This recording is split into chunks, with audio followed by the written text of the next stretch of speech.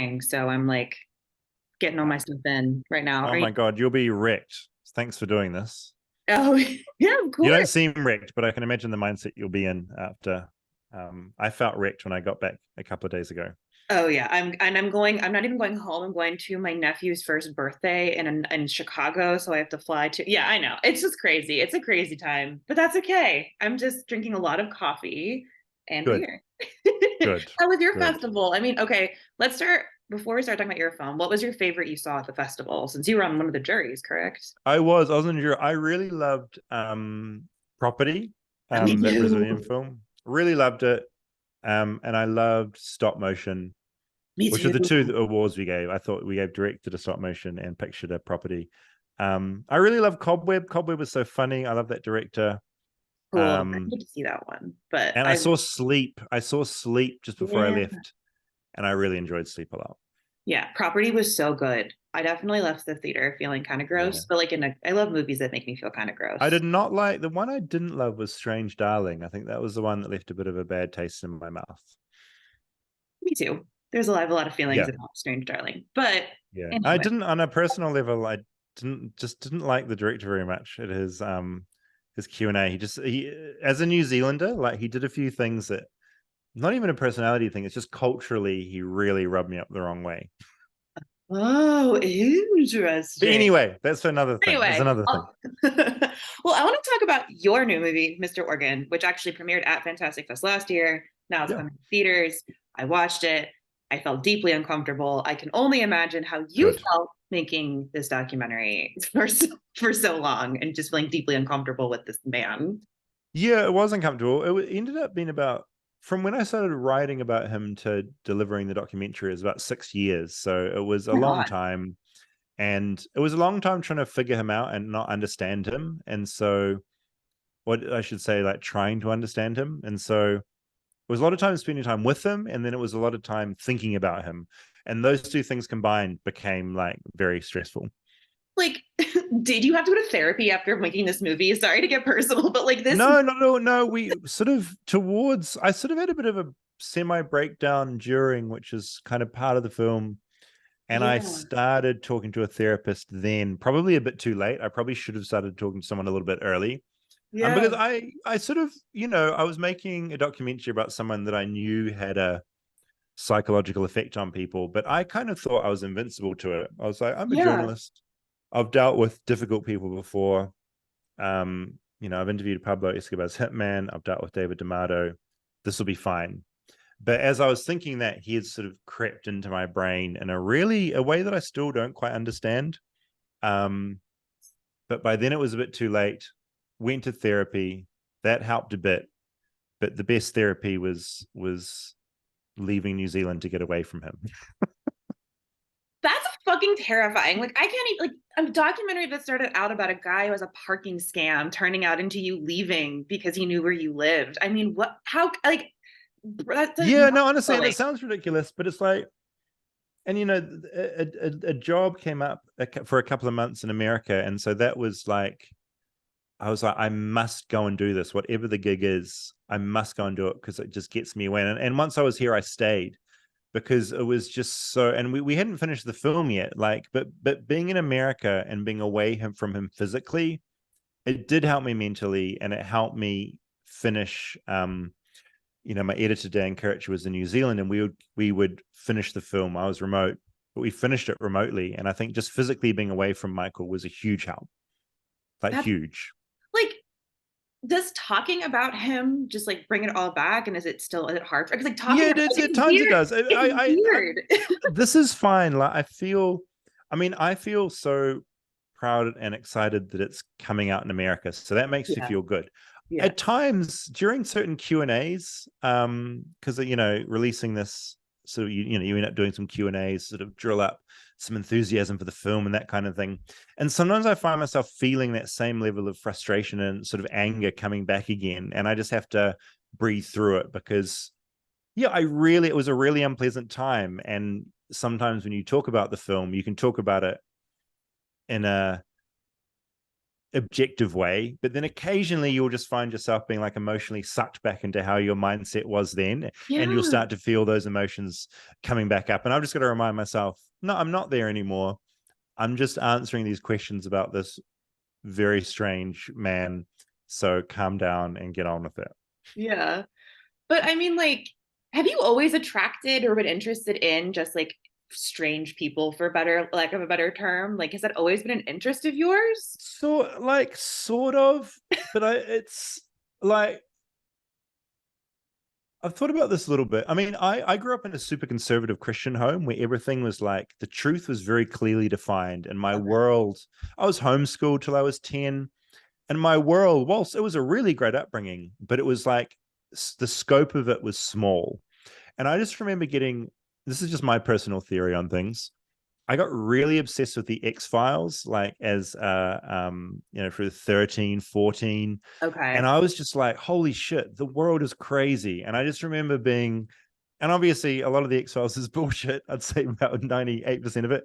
But little elements of the X Files, I just got really excited about what the world could be. And then I left for university and I was going to study medicine. But then I ended up getting into journalism because I was like, I like stories, and I like the idea of being able to jump into other worlds and try and understand them, like worlds that are so far removed from mine. And I think that kind of bled into this idea of me spotting stories or people that are maybe a bit darker or a bit on the edge.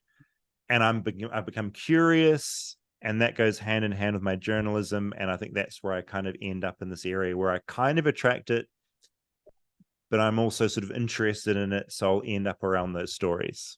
So that Cool. was a really like weird way to explain it. No, but But like I totally get that. I love that X Files was like kind of your weird entry point into like the vastness and strangeness of the world. That's it was, and I think so having these cool. two characters, one like very full of woo woo, and one who was like very scientific. Like I love the idea you could like look at things in different ways, and Yeah. I think they just got my brain ticking in a certain way, and I don't think I've ever quite stopped. Well, what's your favorite X Files episode then? I do have to ask. Oh, it would be. I mean, Home is the Yeah, one, always. and also Jose Chung's from Outer Space. Was I Ooh. think one of Darren Morgan's episodes, and it's one of the more comical kind of Yeah, like meta episodes, and I adore that. cool. The guy also who can fit into everything and like makes the cocoons Oh, out of Tombs. tile. Tombs, yep, he's Oh, my Tombs. I think Tombs was episode 2, maybe. yep, I still have Tombs on VHS from when I was yep. a kid. Yep, my What a parents what a had a great episode. calendar of him on our wall when I was a kid, and I was like, "Why is this terrifying, stretchy, or like yellow man on our?" It's funny. So I funny. just coming back whenever I'm on an escalator or a travelator, I always think of old Tombs living under there. My nightmare. And like, I think the first episode was in Baltimore, and I live in Baltimore, so I was like, "He's coming Oh, for me, man." But anyway, I was curious when you were making the doc at any point, you were like, maybe I shouldn't share who this man is with the world in case like anyone tries to seek him out. Was that like ever a worry for you or anything while making Mr. Organ? um, not really, to be honest. I mean, Cool. my Okay. main aim was to put this out as a warning about him, Yeah. Okay. about him specifically, but also people like him. So, Michael is a certain sort of a person, and there are lots of people around like him who, I guess, manipulate those around them in a certain way, but he's like a really extreme version of that. So I wanted it to be a warning primarily. At no point did I think, oh, people will watch this and they will go and seek him out. In Yeah. saying that, I did bump into someone at Fantastic Fest who pulled out their phone and they said their girlfriend had just been to New Zealand and she had gone and taken a photo in front of the old antique store where the story started, which is like a very deep cut, That would and a I would have been very so I would have unusual been thing. scared that man would have found me. I would have been like, I don't want to chance this man like somehow finding out I took a picture in front of Yeah. No, I think my main, I really wanted this out just so people could be warned about him. I don't think no one's sort of rushing to find this man. I fair. think they'll be running away.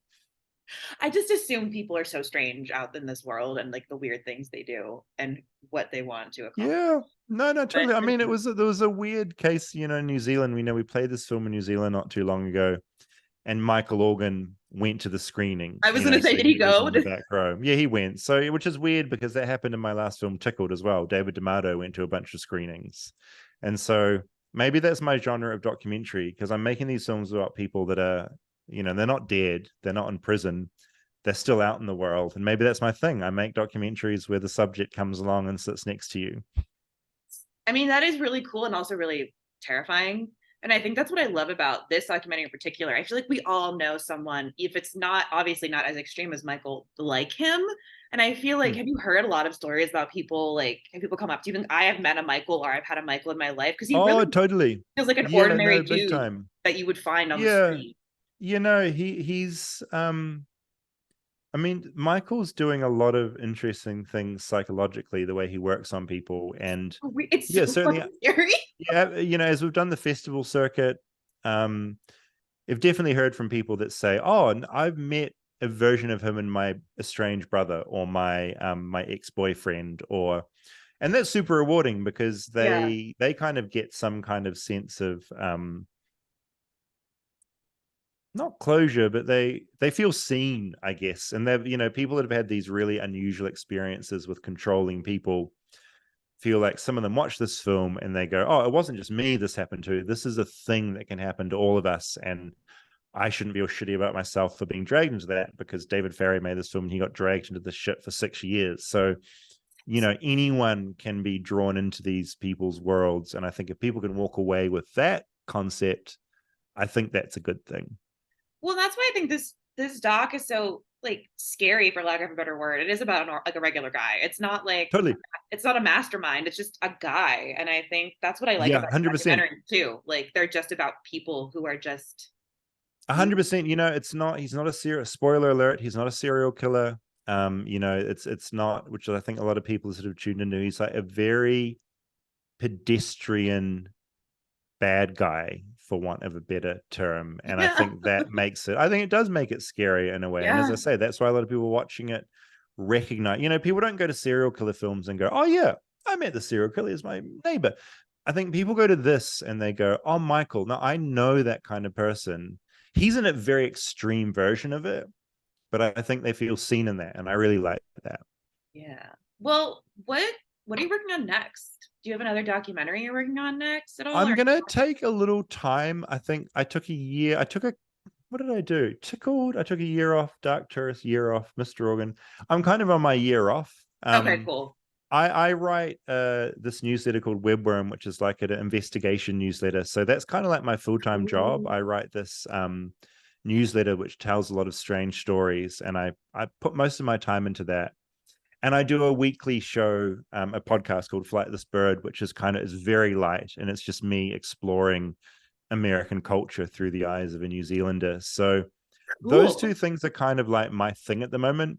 At Sweet. some point, I will stumble into like another story that I think this is maybe best told as a doc, and then we'll be having this conversation maybe in Hell yeah. another five five Cool. years Oh, or you said something. flightless bird. I also have a kiwi necklace. Oh my god! Why do you have Yeah. a kiwi necklace? Well, it's a charm. My great grandma got it when she was traveling to New Zealand like decades ago, Cool. and I love that. I just love it because it's from her. And I was like, oh yeah, that's right, you're a Kiwi, so I have a Yeah, little well, no, that's why. Like the people done this flightless bird. It's called flightless flightless bird bird. because I'm the metaphorical flightless bird, because I can't, I'm like trapped in America and I can't leave, and so that's the whole thing. But a lot of people are just like, "Why is it called flightless bird?" You've got it, flightless bird. Well, it's been so rad to chat with you, and it was so great to meet you at the festival. And hopefully, we can chat more again. And I'm glad that Yeah, you totally. are I'll be around. Yeah, free. yeah. On a shout out, I'm very findable on the internet, so yell out if you need anything else. And thanks for taking an interest in this, because as you know, it's like you get kind of Absolutely. one shot to get the word out, and Yeah. I want people to come along to this weird movie. Absolutely. Well, David, thank you so much. Thank you. Enjoy the rest of your fest. Don't Thank die. you.